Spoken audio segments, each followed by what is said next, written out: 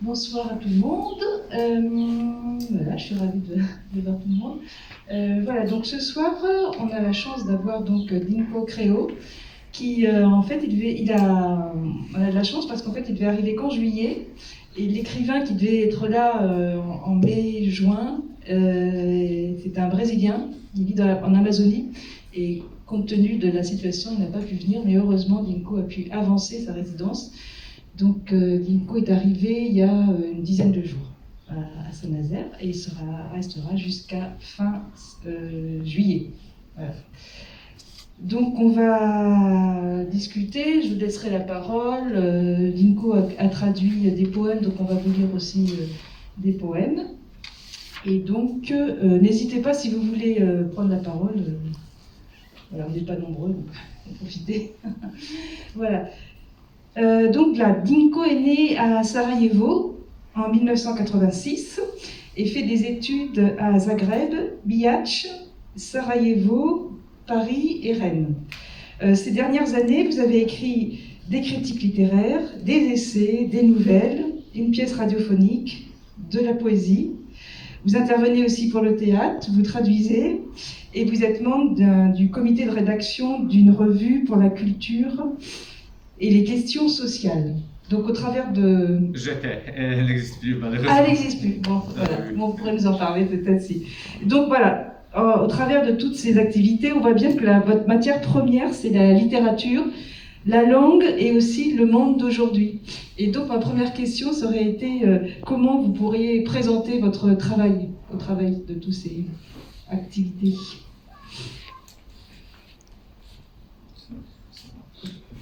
J'ai réussi. Je l'ai fait. Un petit peu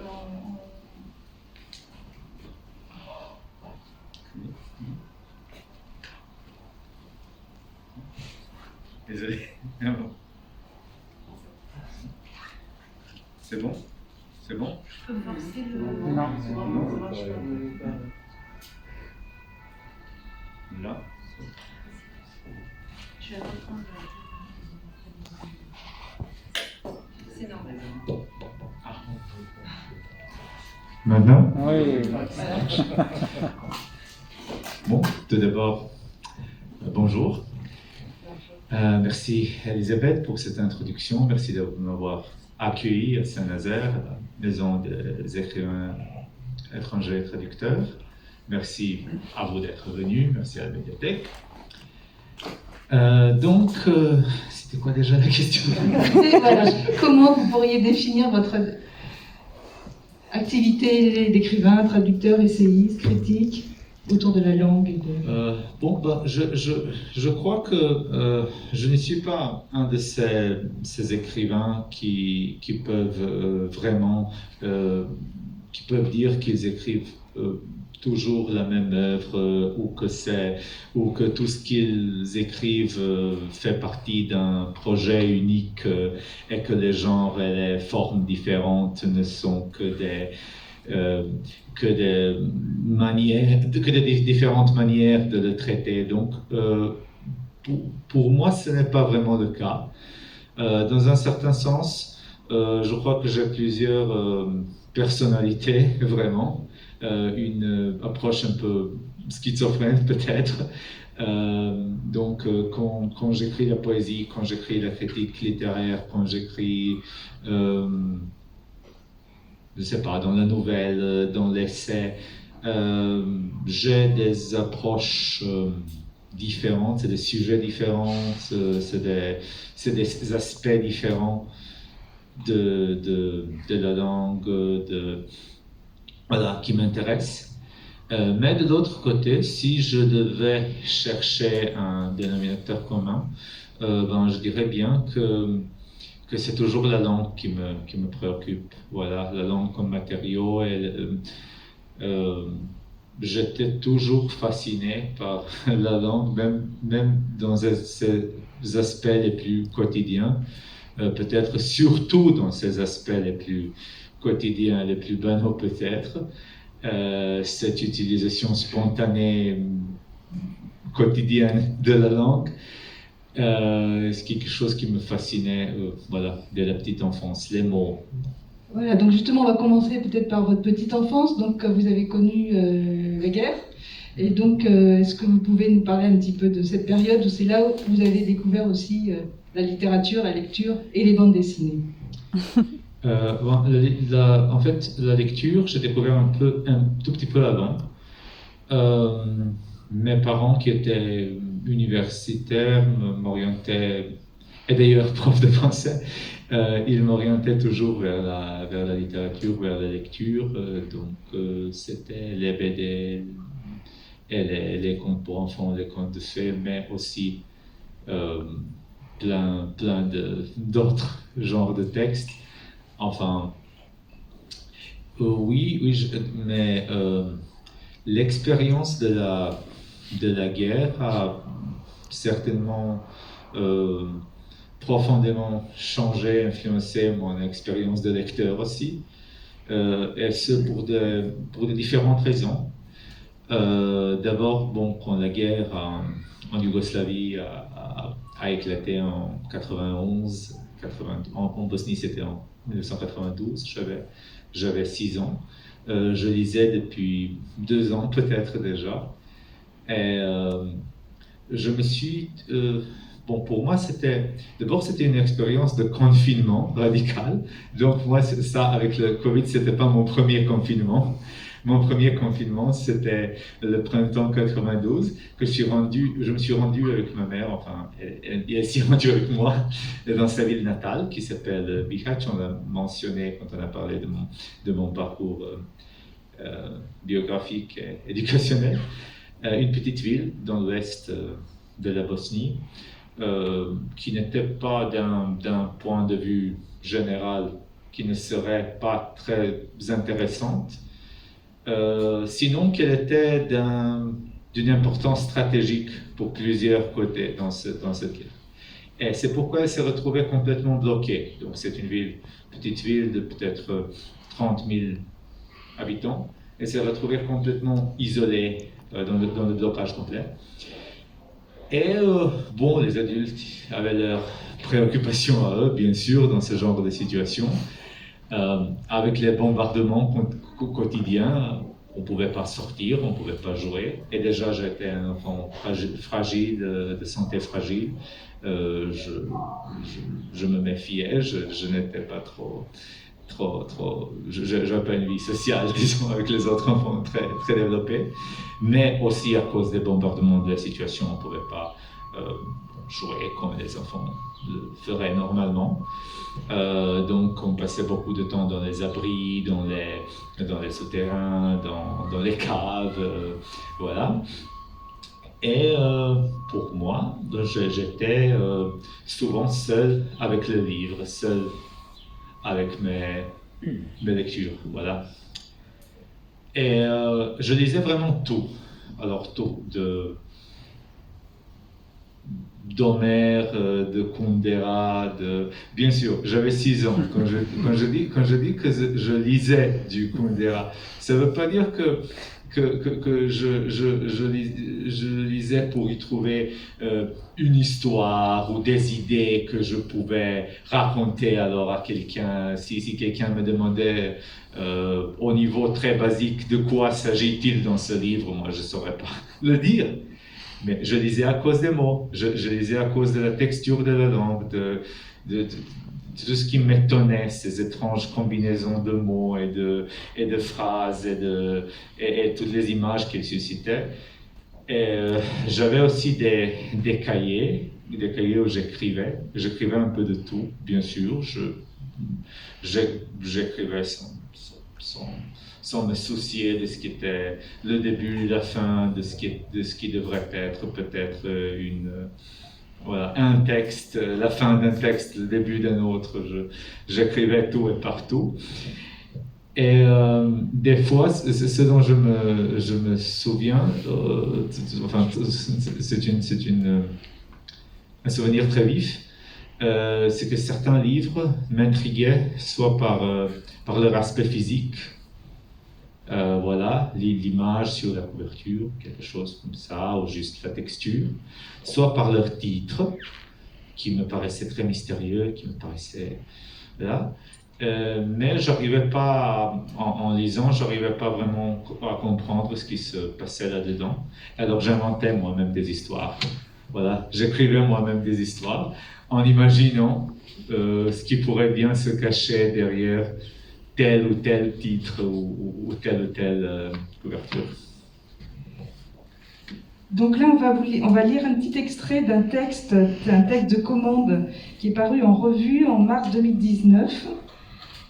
C'est un texte de commande et le sujet c'était...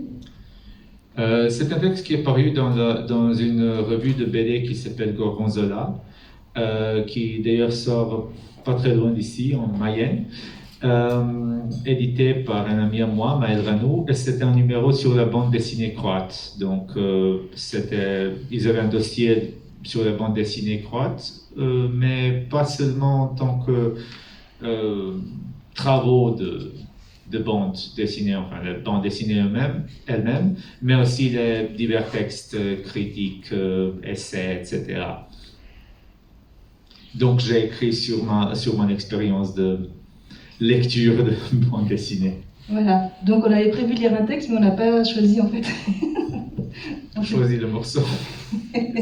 Oui, d'accord. Alors attendez, je vais prendre le début. Voilà. Donc le titre, c'est Bonelli et moi, une histoire de guerre, de paix et de BD. Je suis née dans la République socialiste fédérale de Yougoslavie, dans le monde non aligné, au sein d'une famille de la classe moyenne éclairée. Mes parents, universitaires de profession, m'ont fortement encouragée à lire dès ma plus petite enfance, y compris des bandes dessinées. J'ai d'abord rencontré des personnages de Disney, puis sont arrivés Superman, Batman, Musclor, et toute la ribambelle des super-héros américains que je connaissais déjà de la télé. Pourtant, les premières bandes dessinées que je me rappelle avoir eu envie d'explorer seule, sans médiation adulte, étaient des revues publiées dans la maison d'édition italienne Sergio Bonelli. Les héros de Bonelli, comme Zagor, Tex ou Martin Mystère, curieusement slavisés à l'époque en... Voilà, étaient très populaires en Yougoslavie, où ils étaient vendus en kiosque depuis les années 60 par le groupe de presse Dvenić Novi Sad. Bon. L'un des souvenirs les plus vifs que je garde de ma petite enfance est l'image d'un kiosque rouge, éclatant aux vitrines bourrées de couvertures de BD les plus diverses.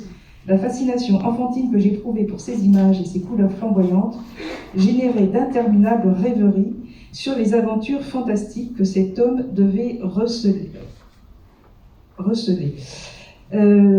c'est tout un article qui se développe en fait, où on voit donc l'apparition de toutes ces bandes dessinées, puis en fait tout s'arrête en fait et le temps s'arrête aussi, puis après petit à petit elles reviennent et on voit alors attendez,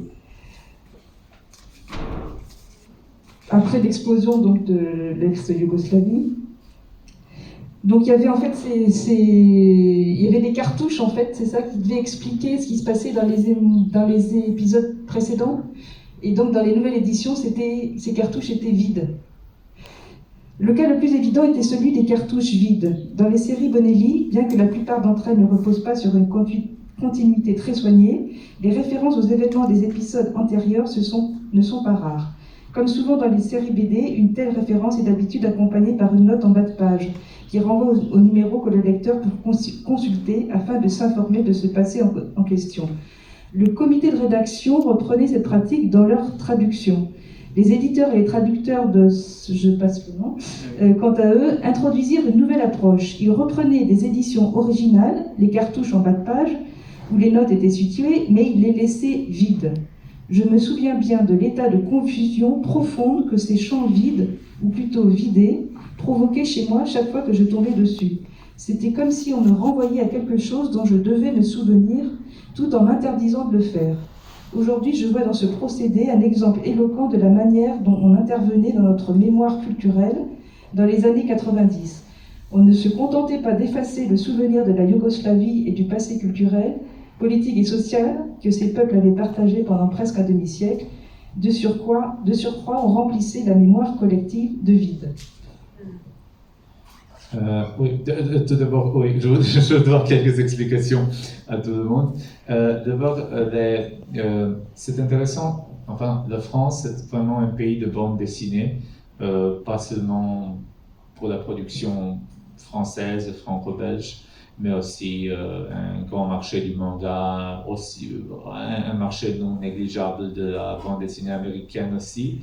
Mais ces bandes dessinées dont je parle là, les fumetti italiens, donc les bandes dessinées italiennes petit format qui se vendaient en kiosque, en Italie par exemple, elles se vendent très souvent dans les gares, etc., etc.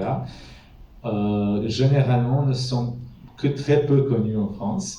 Donc c'était vraiment des lectures de masse en ex-Yougoslavie. Ils le sont aujourd'hui aussi. C'est des titres très, très, très, très populaires, comparables, je ne sais pas, Tintin ou Spirou en France. Voilà. Et de l'autre côté, ces BD italiennes en France ne sont connues que par vraiment des spécialistes voilà, qui recherchent l'histoire, la BD mondiale, etc. Mais chez nous, elles étaient très, très, très populaires. Et donc, ce qu'on fait, après l'éclatement de la Yougoslavie socialiste au début des années 90, les éditeurs dans les pays qui ont succédé à la Yougoslavie, bien sûr, pour des raisons commerciales, ne voulaient pas laisser tomber toutes ces séries. Et ils se sont pressés de faire leur propre édition avec de nouveaux épisodes. Donc, comme on a pu l'entendre dans l'extrait, il y avait souvent dans ces épisodes des références à des épisodes antérieurs.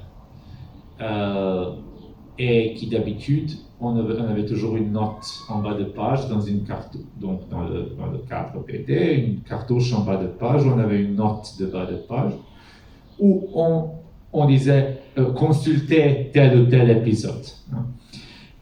Mais avec ces nouvelles éditions, donc, ils faisaient exactement ça. Et ces nouveaux éditeurs laissaient ces cartouches vides. Donc c'est comme si vous aviez dans un texte une note qui devrait renvoyer un numéro, une astérisque, qui devrait renvoyer à une note de bas de page, mais quand vous allez la consulter, c'est du vide. Donc c'était vraiment une expérience pour moi, vraiment, je ne sais pas, comment on dit en français, d'inquiétante étrangeté. Oui, c'était très étrange et très inquiétant en même temps. J'avais 8-9 ans donc. C'est un peu plus tard, c'est déjà le milieu des années 90. On est déjà arrivé en Croatie, donc en Croatie, ces nouvelles éditions sortent. Mais on ne fait pas de référence explicite à toute l'histoire BD et à toute l'histoire du lectorat, bien qu'on s'adresse à ce même lectorat. Et c'est intéressant aussi parce que toutes ces BD qui apparaissaient en Serbie, rien ne provenait de la Serbie dans ces parties de Bosnie où on était. En Croatie non plus, rien n'arrivait, donc on ne pouvait pas acheter de journaux, etc. Et on avait l'impression que ces BD et que ces publications, il y avait aussi des magazines jeunesse très populaires, etc. Comme on lisait ça, il y a des lustres, donc qu'il y a beaucoup de temps qui s'est écoulé. Et en fait, c'était que 3 ans ou 4 ans, mais ça ressemblait complètement à une autre vie, une antiquité, l'avant-guerre. J'approprie un peu maintenant l'expérience des générations antérieures parce que, bon, j'étais qu'un gosse de 6, 7, 8, 9 ans, mais moi aussi j'ai ressenti ça parce que j'ai ressenti chez tout le monde, autour de moi, chez les gens, chez les adultes, je ressentais cette césure, voilà. Parce qu'en fait, quand on lit tout le texte, en fait, vous abordez plein de notions en fait très intéressantes. Donc l'histoire de la langue, qui appartient bien, l'histoire, la mémoire, le territoire, la traduction, les imaginaires, l'enfance. Donc toutes ces choses très fortes quand même, quelles sont les traces que vous en gardez aujourd'hui dans votre écriture ? De ces sujets, de l'histoire, de la langue, du territoire. Bon, je dirais que tout le monde garde on ne peut pas écrire sans s'attacher à une quelconque histoire. Enfin, la langue, toujours, le travail littéraire a toujours une histoire, toujours une histoire à laquelle on s'adresse et à laquelle on réagit, même quand c'est pas conscient, et même si on n'en sait rien. Hein. Chez moi, je dirais que c'est juste un peu plus conscient et c'est peut-être du travail un peu plus travaillé. J'ai un peu plus consciemment essayé d'adresser cette question d'historicité, de la matérialité des langues, et de la langue en fait, comme telle, puisque moi aussi je viens d'une situation linguistique particulière. Alors, le serbo-croate qui se parlait dans 4 républiques ex-yougoslaves, maintenant ce sont officiellement 4 langues. Donc après l'éclatement de la Yougoslavie, ce sont officiellement 4 langues, mais les différences entre elles, c'est comme, je ne sais pas, la différence entre l'anglais en Grande-Bretagne et l'anglais aux États-Unis. Donc, c'est pas vraiment des grosses différences. Mais il y a de plus en plus cette idée que c'est des langues à part, que c'est des langues très semblables, des cultures très semblables, mais qui vivent côté à côté, qui ont leur propre vecteur de développement, qui peuvent plus vraiment qui peuvent plus interférer entre elles. Et donc c'est pour ça aussi que ces questions de langue, d'histoire me préoccupent beaucoup. Je viens d'un milieu très mixte du point de vue ethnique, religieux, linguistique aussi. Donc je pourrais difficilement ne pas adresser ce genre de questions. Mais je les adresse rarement directement. Donc, dans les essais, dans la critique, oui, des fois j'écris sur des sujets tels que le purisme linguistique, la question de ma propre langue maternelle que je ne saurais même pas nommer très bien. Etc. Mais par exemple, dans la poésie, dans la prose, je n'écris pas explicitement sur ce genre de questions, mais c'est des préoccupations qui viennent toujours et auxquelles je pense toujours. Et des fois a posteriori, hein, je retrouve des liens, je retrouve des sujets auxquels je n'avais pas pensé en écrivant, mais voilà où je vois encore ce genre de préoccupation qui revient. Vous avez des questions déjà, non?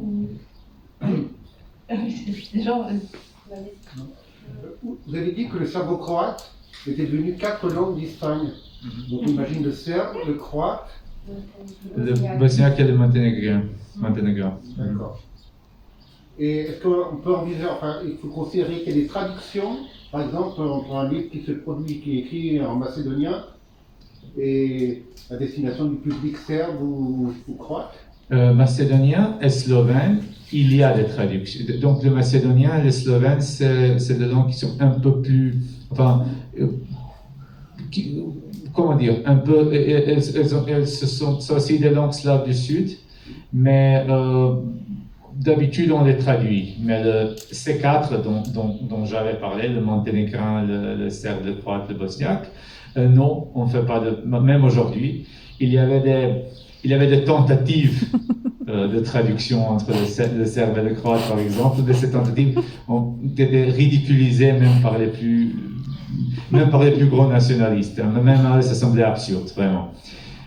Mais ce qui se passe, c'est que d'un point de vue, par exemple, les implications pour la littérature, c'est qu'on se comprend entre nous, mais ça se traite comme des langues différentes, comme des milieux différents et comme des marchés de livres différents.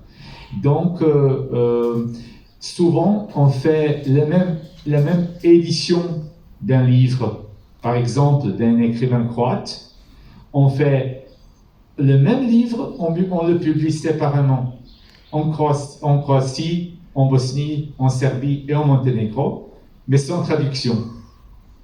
Parce que c'est moins cher pour les éditeurs que de racheter des livres, voilà, puisqu'on n'a pas de circulation de livres.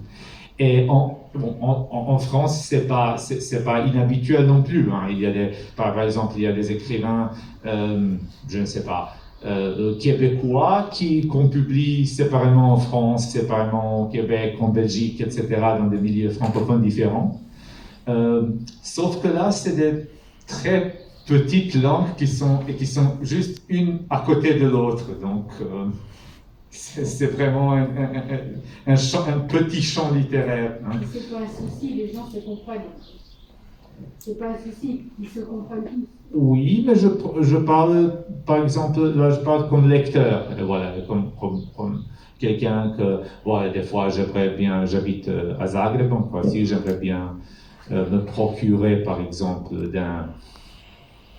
d'un livre d'un écrivain serbe contemporain, qui vient de sortir, qui vient de paraître, et je dois attendre soit que j'aille en Serbie ou je sais pas, la commander par internet, etc. Ou attendre une édition en Croatie. Enfin, Il y a le problème des alphabets, non? Pas vraiment. Il y a, enfin, le cyrillique, vous voulez à cause du cyrillique en Serbie?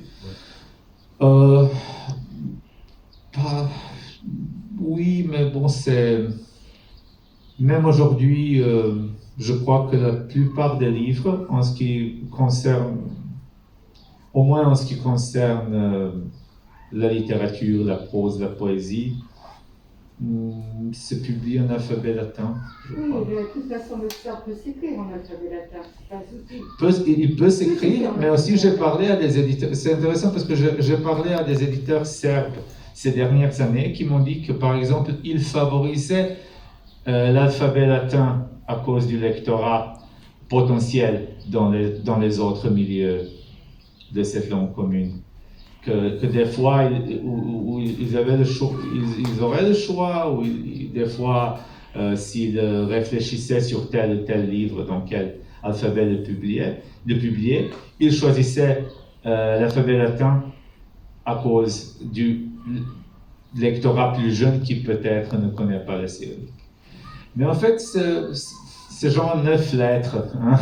C'est vraiment pas difficile à apprendre. Je connais des gens de ma génération, par exemple.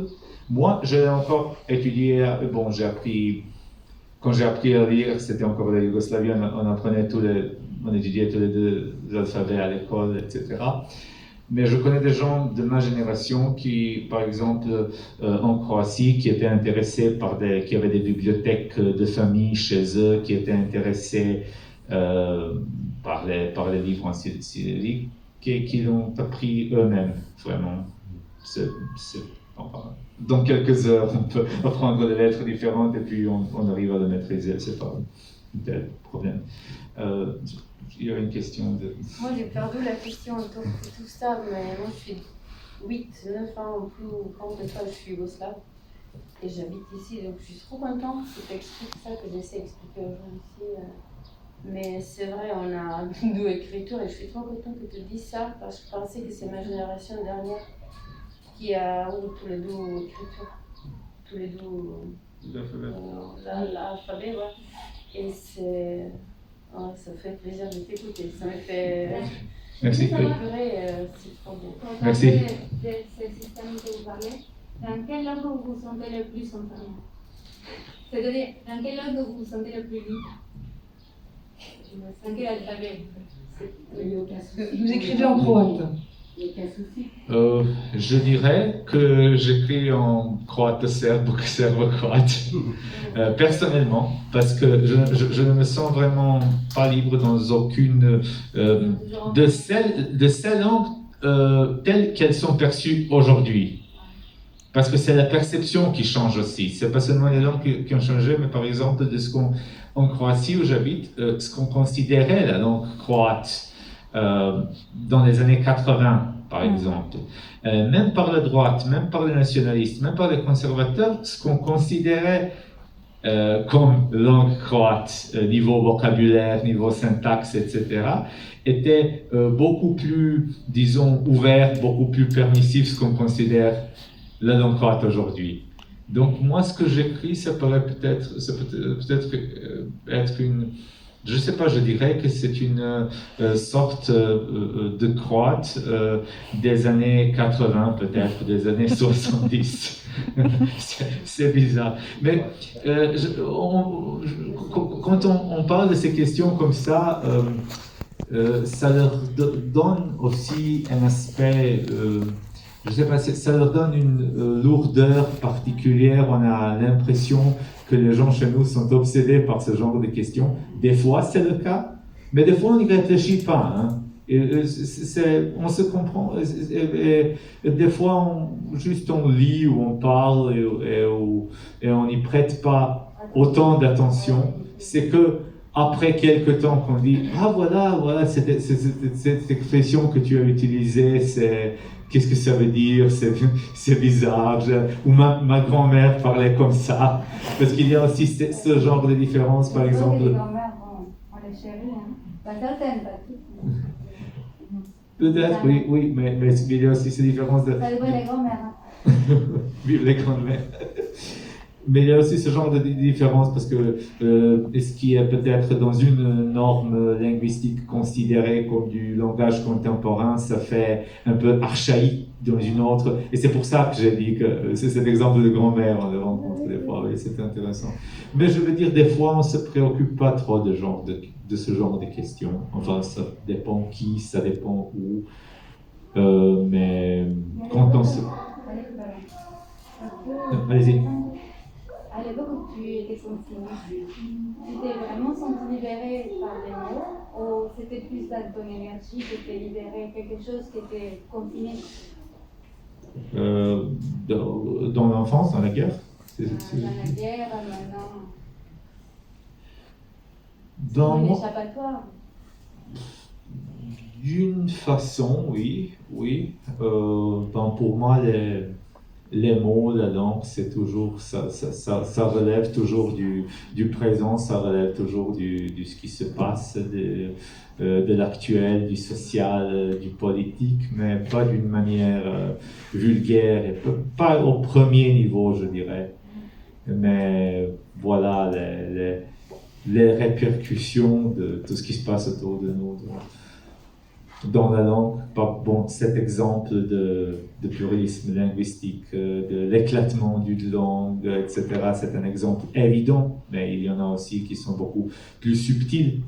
Hein, la manière dans laquelle un traumatisme, une histoire traumatisante, peut-être la guerre même, influence notre manière de parler, nos choix linguistiques, lexicaux. Je trouve ça aussi fascinant. On va peut-être écouter ton écriture. Donc Dinko a traduit 5 poèmes. Et si tu peux nous en lire un en croate, en serbo-croate, je sais pas comment dire.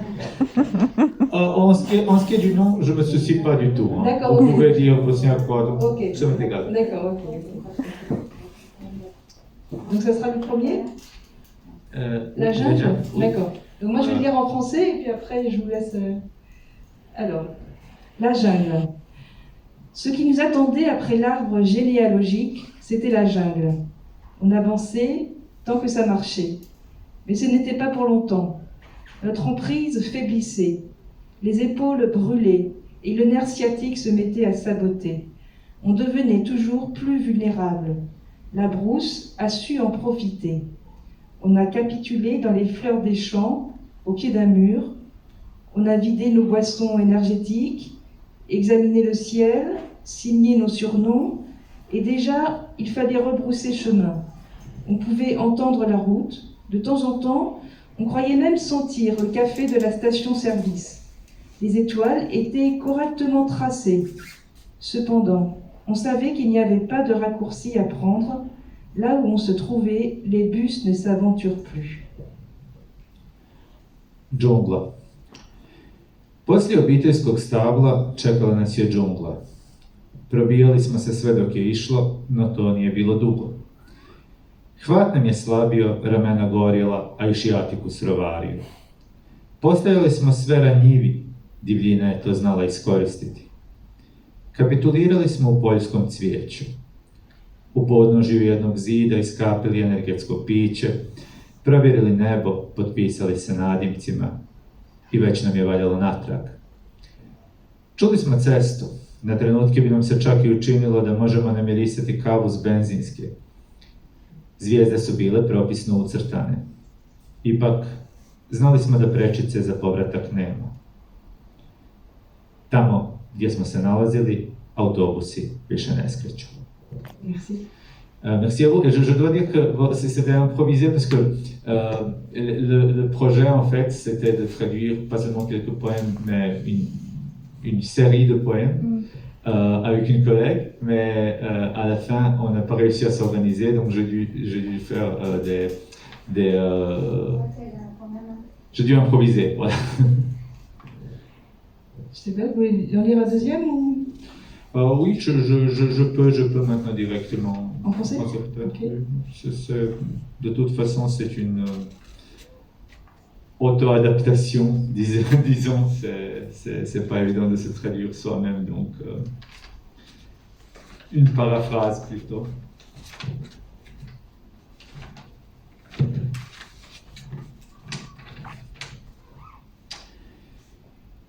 À peine né sur Internet, je dégringole dans le monde inférieur. Le corps est un ensemble de secteurs, chacun agit de son propre chef. La tête est un patron sans autorité. Je m'accroupis comme un slave. Si je me redresse, qui sait ce que je vais retrouver? Dedans, le sédiment des informations, l'abrai de la société connectée, les frontières gravées dans la paume. Un matin après l'autre, le même. Peut-être suis-je trop protégé. Mes connaissances se rendent en Mongolie avec des sacs à dos juste pour ne pas être contrainte de traîner dans leur tête. Je reste basé dans la tête. Je diffuse mes soucis à travers le cosmos, apportant ma modeste contribution au spam et à la pornographie planétaire. Merci. Donc là, en fait, on voit aussi au travers, comme vous l'avez dit tout à l'heure, vous êtes sensible au monde qui bouge. Et vous avez écrit aussi un article qui s'appelle « Lire de la poésie avec la génération Facebook ». Donc ça, c'était voilà, vous pouvez nous en parler aussi de cet article? C'était pareil. C'était écrit pour un concours organisé par un magazine d'éducation, enfin de pédagogie critique et d'éducation. Et le sujet qui était, voilà, qui était proposé était lire la poésie à la génération Facebook.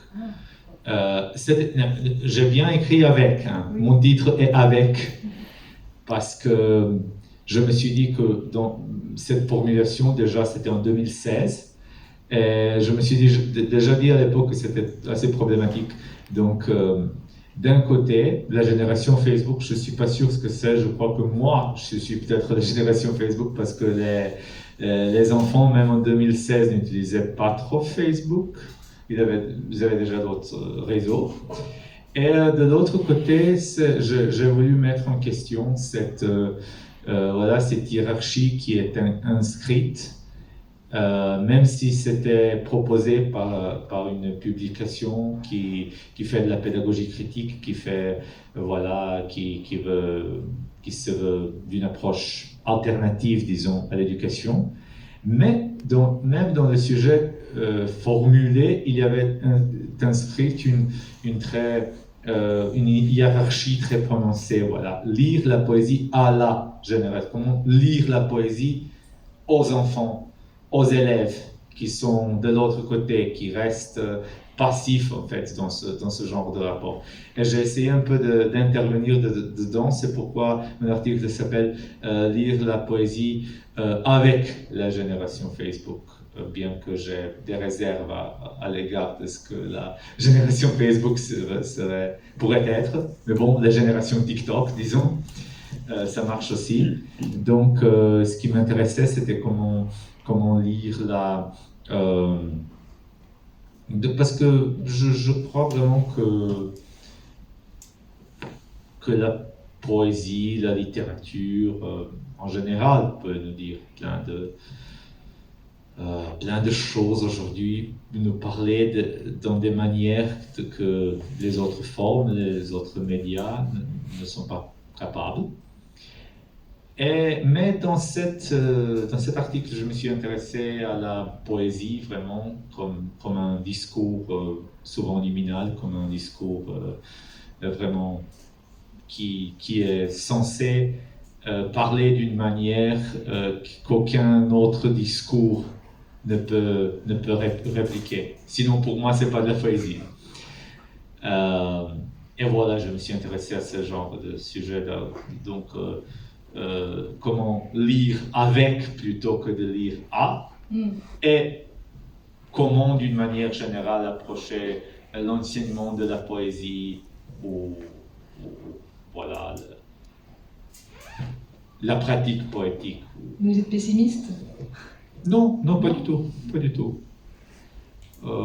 Je ne suis pas très optimiste. Enfin, je crois que si on parle des réseaux sociaux et de nouveaux médias, je crois que tout progrès technologique ou tout développement technologique apporte toujours une certaine dialectique. Donc oui, il y a certainement des aspects qui vont nous sembler pires, mais aussi il y aura de nouvelles possibilités, il y aura une ouverture, et des ouvertures, des craquements, voilà. Et c'est aussi le cas avec la littérature. En général, je ne suis pas sûr qu'on lise moins aujourd'hui qu'avant. Je n'ai pas fait de la recherche sérieuse dans ce domaine, mais je ne sais pas, je suis sceptique à l'égard des pronostics catastrophiques. Ah oui. Je ne sais pas trop sur quoi me baser, mais voilà, je crois que la littérature a encore beaucoup à nous dire, la poésie aussi. Enfin, ça dépend, si on parle de la poésie, ça n'a jamais vraiment été une affaire de grande masse, même si il n'y a pas de raison pourquoi ça ne le serait pas dans certains contextes. Hein. Je ne suis pas élitiste non plus, ça dépend. Mais des fois, on oublie cet aspect historique, on oublie d'historiser quand on donne des diagnostics très sombres, très pessimistes sur comment personne ne lit plus de la poésie, voilà. Il n'y a que les écrivains, ou dans ce cas particulier, encore pire, seulement des poètes qui se lisent entre eux.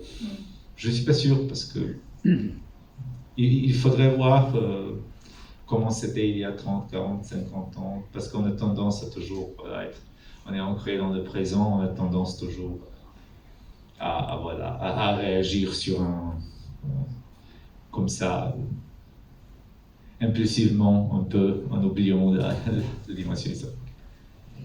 Le temps passe là, donc vous êtes venu avec un sujet d'écriture pendant votre résidence. Est-ce que... Oui, je travaille sur un roman jeunesse.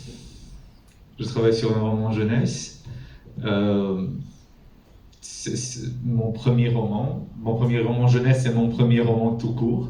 Voilà, j'ai un recueil de nouvelles qui devrait paraître ce mois-ci. Je dis devrait parce que c'est pas toujours évident chez nous, qui devrait paraître ce mois-ci. Mais j'ai même pas essayé d'écrire de roman. Mais ma première tentative, voilà, c'est un roman jeunesse, très inspiré par, entre autres, une forme que j'ai découverte en France aussi, et par le biais de la langue française, c'est le manga. Voilà. Je suis là, enfin, parce que on ne s'est pas arrêté là-dessus, mais on a vécu en France aussi, donc on a parents, mon père qui est mort en 2003, ma mère qui a récemment pris sa retraite, ils étaient tous les deux profs de français, et on s'est installé pendant quelques années, dans les années 90 en France, et entre autres, bon, ça m'a permis d'apprendre la langue, d'expériencer, faire l'expérience de la culture française, mais aussi je fais partie de la première génération en France qui a grandi avec les mangas. Donc ça m'a beaucoup, c'est une forme qui m'a beaucoup influencé dans la dramaturgie, dans la narration, dans la façon d'écrire, dans la façon de construire les personnages et les rapports entre eux, etc. Donc un roman jeunesse fantastique que j'espère boucler fin août, donc dans 2 mois. Donc la majorité de l'écriture devrait se faire dans les semaines prochaines. Bon, sérieux. Vous avez Et, vous maîtrisez très très bien la langue française. Est-ce que vous lisez également de la littérature française? Oui, autant que j'arrive à m'en procurer. Maintenant, c'est plus facile j'avais un peu, bon, comme ma mère aussi enseignait à l'université à Sarajevo jusqu'à récemment, elle arrivait à se procurer des livres d'auteurs contemporains, etc.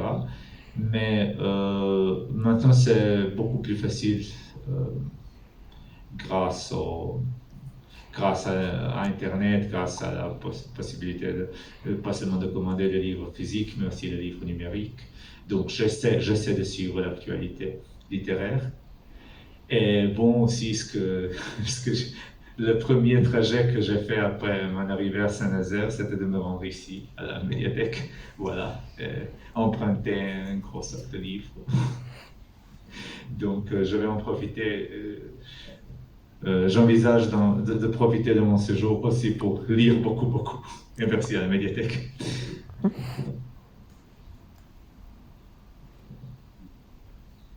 sais pas si vous avez des questions.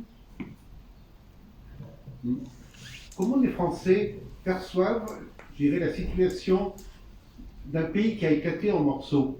Si je prends mon exemple, enfant, avec mes parents, on allait en Yougoslavie, en vacances. Et j'ai des noms de lieux, vous avez parlé de Bihac. Ça m'évoque quelque chose. Je serais incapable de dire si c'est en Croatie, en Bosnie ou... Le rafting peut-être, le kayak, le rafting sur la rivière, c'est l'activité la plus connue et la plus touristique à Bihac. Oui, mais j'ai plein de souvenirs comme ça, qui sont des souvenirs yougoslaves, et je peux pas maintenant dire, ah ben c'était en Serbie, c'était en Bosnie. Pour moi, bon, j'étais enfant adolescent, et je me dis, pardon, je prends un autre exemple, puisqu'on est dans la bande dessinée, Enki Bilal. En référence, pour moi, c'est un Yougoslave. Est-il croate, est-il serbe, est-il bosniaque? Bon, est-ce que c'est important de se poser la question? C'est une question rhétorique. Bon, j'ai aussi bon, moi, bien que c'était la guerre et cet aspect très dramatique, cette séquence historique très dramatique durant laquelle je grandissais dans ma famille, vu qu'elle est très mixte, comme je disais, et mes parents étaient étaient politiquement yougoslaves. Hein.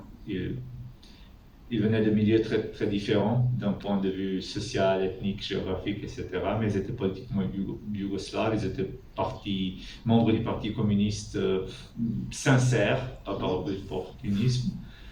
Et bon, ils m'ont toujours enseigné de ce qui est notre culture et notre littérature sans faire trop de démarquage par principe ethnique ou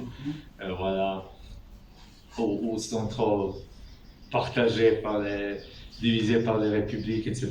Et je crois que ça m'a aussi beaucoup formé leur influence dans ce sens. Et la langue aussi, je parlais du purisme linguistique tout à l'heure. J'entendais, quand on est revenu, quand on est rentré après la guerre en Bosnie, j'entendais souvent dans les médias ou à l'école qu'il ne fallait pas utiliser tel ou tel mot, telle ou telle expression, etc. Donc c'était des interventions très, très directes dans la langue.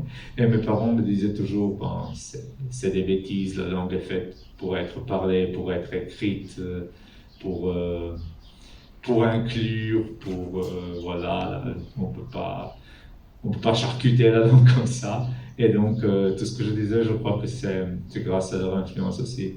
Mais vous savez, il y a aussi plusieurs, ce que je considère la Yougoslavie personnellement, et quand elle commence et quand elle se termine, c'est pas forcément la même chose pour tout le monde. Parce que la Yougoslavie la plus connue en France, c'est celle de 1945 à 91, donc la Yougoslavie socialiste. Avant, il y avait le royaume yougoslave, et après, il y avait la Yougoslavie de Milosevic, qui n'était que la Serbie et le Monténégro. Donc, cette question de ce qu'est la Yougoslavie et ce que sont les mémoires de la Yougoslavie pour quelqu'un, ça peut aussi varier. Voilà.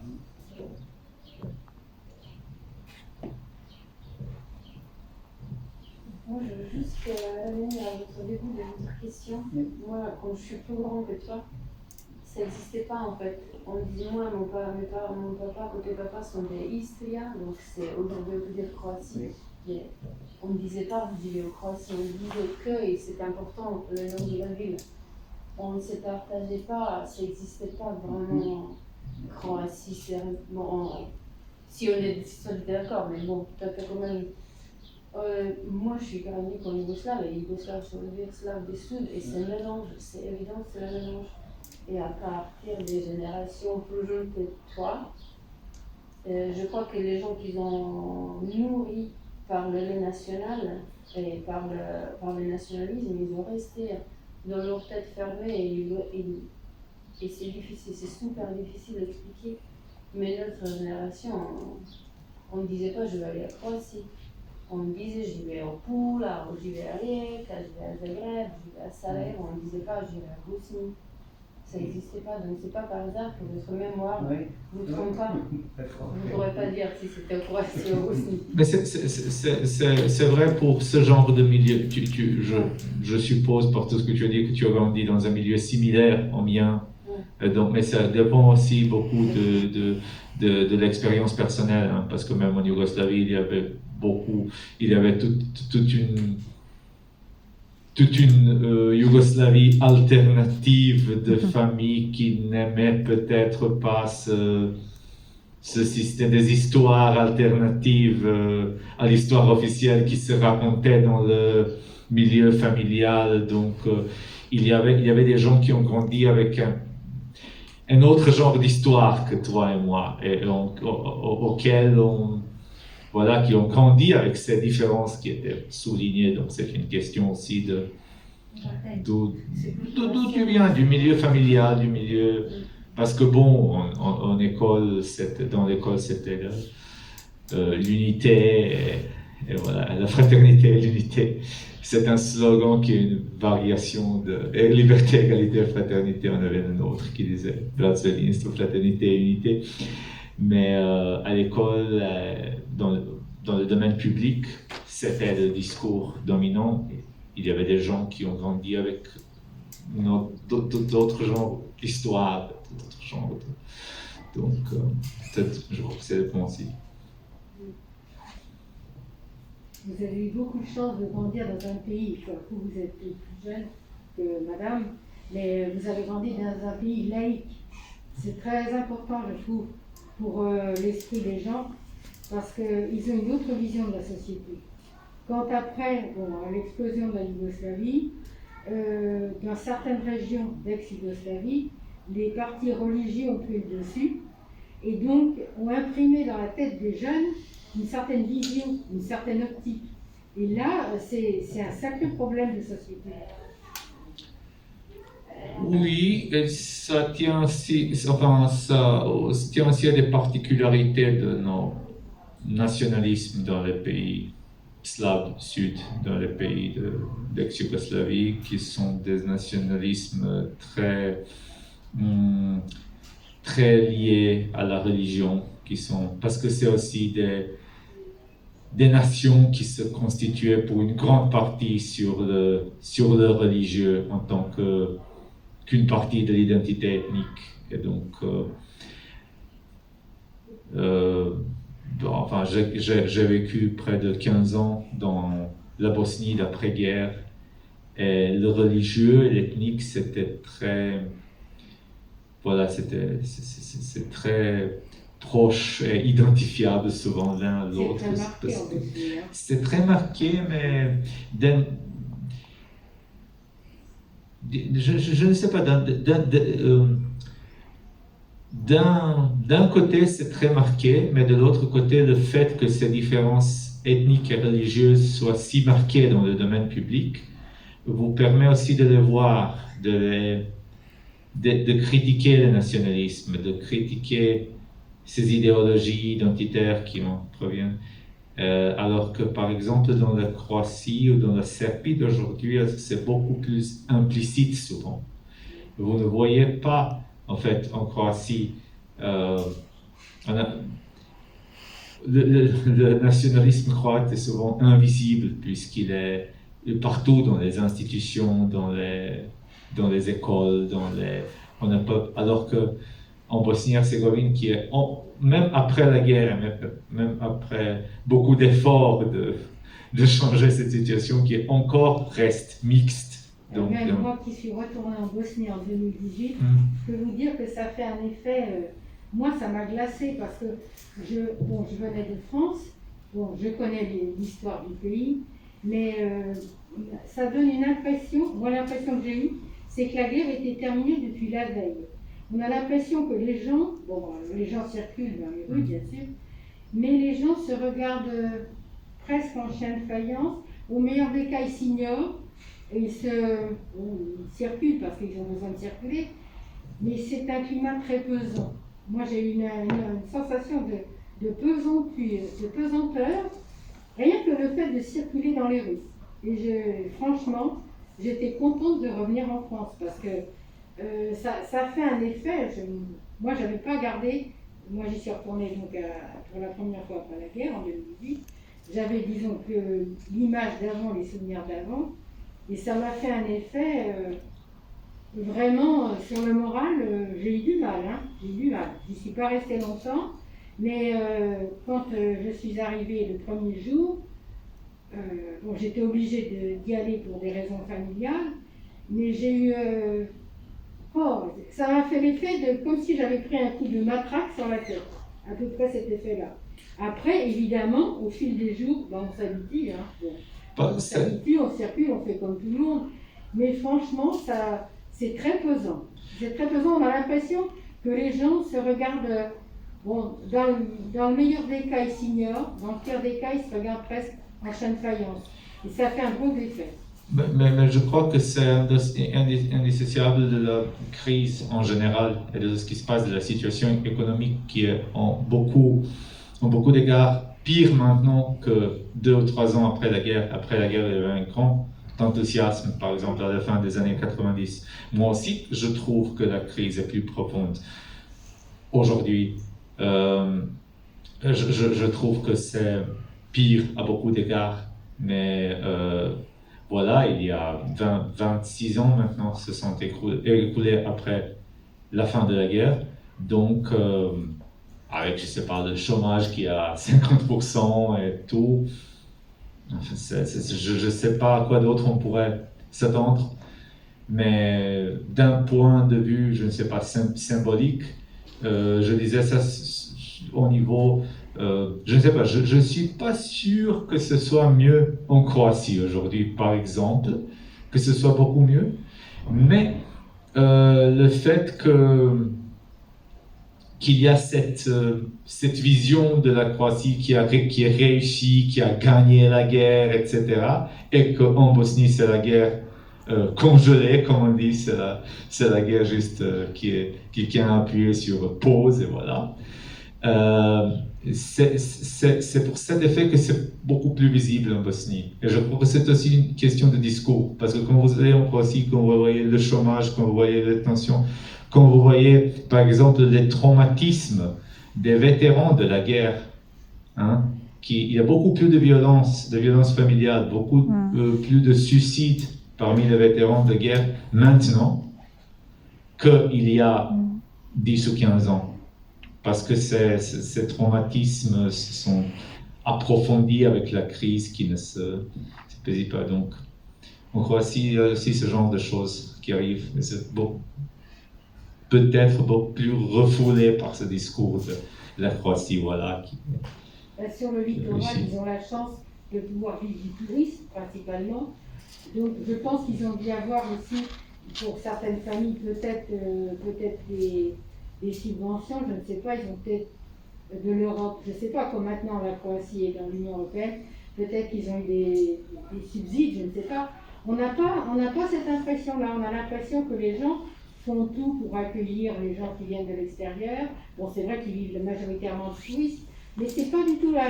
Mais alors, quand on franchit la frontière et qu'on arrive dans la première ville, là, vraiment, on a l'impression d'être dans la 5e dimension. Ben, quand vous venez pour quelques jours, ça ne se voit pas, mais quand vous parlez aux gens, quand vous passez un peu de temps, croyez-moi, ça se voit.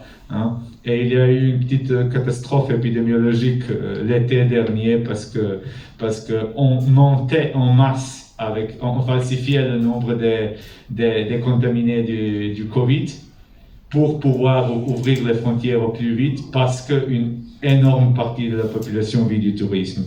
Et ça a conduit à une petite catastrophe, c'est une explosion de nombre de... Est-ce qu'à votre connaissance, les collégiens, les lycéens des différentes communautés, à Sarajevo par exemple, qu'ils soient musulmans, catholiques ou orthodoxes, se mélangent au collège, au lycée, sont dans les mêmes collèges, les mêmes lycées? Parce qu'en Irlande du Nord, depuis 70 ans, ce n'est pas laïque. Il y a des collèges pour protestants et des collèges pour catholiques, avec toutes les conséquences que ça a sur la situation de l'Irlande du Nord. Ils ne se fréquentent pas entre eux. Alors, il y a des institutions qui sont ethniquement ou d'un point de vue religieux plutôt homogènes, personne ne dit explicitement, hein, il est interdit d'intégrer aux élèves d'une autre... Même par exemple, je ne sais pas, même les lycées catholiques en Bosnie qui sont désignés comme lycées catholiques se veulent accueillants pour tout le monde. Je ne sais pas, sur un niveau de discours mais